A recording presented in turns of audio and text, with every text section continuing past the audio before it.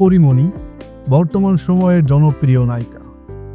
আলোচনা সমালোচনার কেন্দ্রেই থাকে ঢাকাই সিনেমার এই নায়িকা। কখনো মেজাজ হারান, কখনো খারাপ ব্যবহার করে বসেন। দেশীয় চলচ্চিত্র দর্শকরা পরীমনিকে যেমন নায়িকা হিসেবে চেনেন, তেমনি তার মেজাজ সম্পর্কেও অবগত থাকেন। তবে পরীমনি এখন সেটি নিজেও অনুধাবন করছেন। পরীমনি জানালেন এজন্য নিজেকে বদলে ফেলবেন তিনি।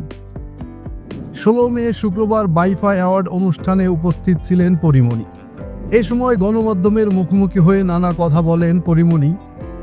নিজের মেজাজ হারানোর বিষয়ে পরীমনি বলেন, আমি মানুষ, 8-10 জন মানুষের মতো আমার রাগ, দুঃখ, কষ্ট, অভিমান হয়। আমি সব কিছু নিতে পারি না, দুম করে রিয়াক্ট করে ফেলি। সেই রিয়াকশনটা মানুষ নিতে পারে না। নিজেকে আড়াল করতে যেও পারেন না পরীমনি। এই নিয়ে আক্ষেপ করে নায়িকা বলেন, আমি যত চাই ঝামেলাগুলো এড়িয়ে নিজেকে আড়াল করে জীবনটা উপভোগ করব, ততই ঝামেলাগুলো আমার উপর এসে পড়ে। তাই বিশ্বাস করা শুরু করেছি সমস্ত ঝামেলা নিয়েই আমাকে বাঁচতে হবে। পরীমনি আরও বলেন, আমি আসলে এনজয় করা ছেড়ে দিয়েছি, কাজ এবং 2 বাচ্চাকে নিয়ে থাকতে চাই। আমি আসলে আর কষ্ট নিতে চাই না, এত কষ্ট নেওয়ার জায়গা নেই। এখন একটা জিনিস খুব শিখেছি, সেটা হলো অ্যাভয়েড করা। জাস্ট অ্যাভয়েড করো এবং সুখে থাকো।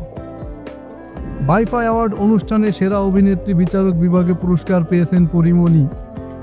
রঙ্গিলা কিতাব সিনেমার জন্য সেরা অভিনেত্রীর পাশাপাশি সেরা ওটিটি কন্টেন্ট হিসেবে রঙ্গিলা কিতাবের পুরস্কারটি গ্রহণ করেছে এই নায়িকা।